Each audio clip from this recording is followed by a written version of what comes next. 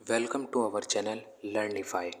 आज की वीडियो होने वाली है हमारी स्कॉलरशिप फॉर्म भरने से पहले हमें किन किन बातों का ध्यान रखना है जिसकी वजह से हमारा फॉर्म रिजेक्ट ना हो।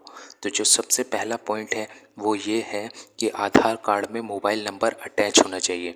जो हमारा आधार कार्ड है उस पर हमारा नंबर लगा होना चाहिए और नंबर आपका लगा होना चाहिए, किसी और का नहीं, ना ऐसा नंबर जो बंद हो। और जो माता पिता और आपका नाम और तिथि है वो आपका हाई स्कूल से मैच करना चाहिए जो आप फॉर्म में भर रहे हैं। आपके हर डॉक्यूमेंट्स, आधार कार्ड हो, हाई स्कूल हो, वे आपस में सेम टू सेम होना चाहिए। ठीक है। दूसरा इम्पोर्टेंट पॉइंट जो आज के टाइम में हम लोग ध्यान नहीं रखते, डिजी लॉकर पे सबका अकाउंट बना होना चाहिए। आप प्ले स्टोर से आप ऐप डाउनलोड करके डिजी लॉकर उस पर अकाउंट बना सकते हैं। तीसरा पॉइंट, सभी बैंक अकाउंट में आधार कार्ड की सीडिंग करवाए। एनपीसीआई मैपिंग ऐप बोलते हैं जिसको। सब सोचते हैं कि नंबर आधार कार्ड पर लगवाने को ही हम आधार सीडिंग कहते हैं। आधार सीडिंग अलग होती है और आधार लिंक कराना अलग चीज़ होती है। ये चीज़ याद रखना। आप बैंक में जाइए और एनपीसीआई मैपिंग करवा लीजिए। ठीक है। जो आपके छात्र पिता के नाम से ही आप आय प्रमाण पत्र बनवाएं। कभी कभी ऐसा होता है कि जो आपके फादर का नेम होता है वो आय प्रमाण पत्र में अलग होता है और वैसे अलग होता है, तो हाई स्कूल से मिला होना चाहिए। ठीक है।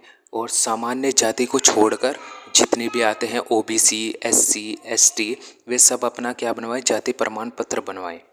ठीक है। सिर्फ जनरल को छोड़ के सभी के पास निवास प्रमाण पत्र होना चाहिए, मूल निवास होना चाहिए सभी के पास।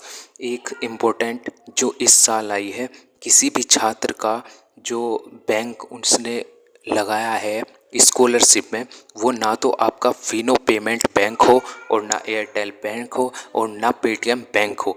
इसके अलावा और अगर इनमें बैंक है तो उसे बंद करवा कर दूसरी जगह ओपन करवा लीजिए। जैसे आपका पीएनबी हो गया, एसबीआई हो गया, सेंट्रल बैंक हो गया, डिफरेंट बैंक। सिर्फ इन बैंकों को छोड़कर नाम याद रखिए, Fino payment bank, Airtel payment bank, Paytm payment bank. अब स्कॉलरशिप कौन कौन लोग भर सकता है, इसके लिए भी नई गाइडलाइंस आई है। जो सिर्फ वही लोग भर सकते हैं जिनकी अटेंडेंस 75% से होनी चाहिए। तो पहले भी थी और अब भी है। और जो 12th में रिजल्ट हैं वे 60% होने चाहिए सामान्य के लिए, जनरल के लिए। और पिछली कक्षाओं में कम से कम 60% होना चाहिए और 12th में कम से कम 55% होने चाहिए और एससी के लिए 50% होने चाहिए।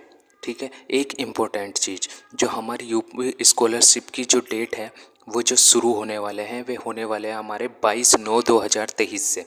ठीक है। और जो लास्ट डेट होगी वो होगी हमारी 31 दिसंबर 2023। ठीक है।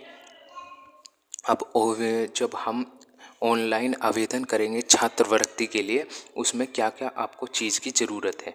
ठीक है। सबसे पहले आपको आवेदन पत्र जो upscholarship.government पे जाके आप एनरोल रजिस्ट्रेशन कर लेंगे और उसके बाद फॉर्म भर लेंगे।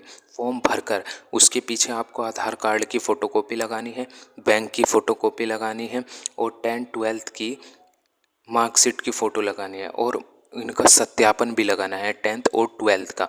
ठीक है। इसी क्रम में लगाया। और आय प्रमाण पत्र है उसका भी सत्यापन लगाना है और आय प्रमाण पत्र की फ़ोटो स्टेट भी लगानी है। मूल निवास लगाना है और मूल निवास का सत्यापन भी लगाना है और जाति प्रमाण पत्र लगाना है, उसका भी सत्यापन लगाना है। ठीक है। अब ये जो महत्वपूर्ण ये है आपके लिए, जो सबसे पहले आप एक काम कर लीजिए, जब आप फॉर्म भर लेते हैं तो एक बार जाके कॉलेज में आप दिखाओ कि कहाँ कहाँ पर गलती है और उनसे पूछकर वे चीज़ सही कर लो। और अगर आपका रिजल्ट नहीं आया तो वहाँ पर एक ऑप्शन आएगा, रिजल्ट येट नॉट डिक्लेयर। ये ऑप्शन टिक कर और जब आपका रिजल्ट आ जाए तब उसमें मार्क्स फिल कर दें। Thank you.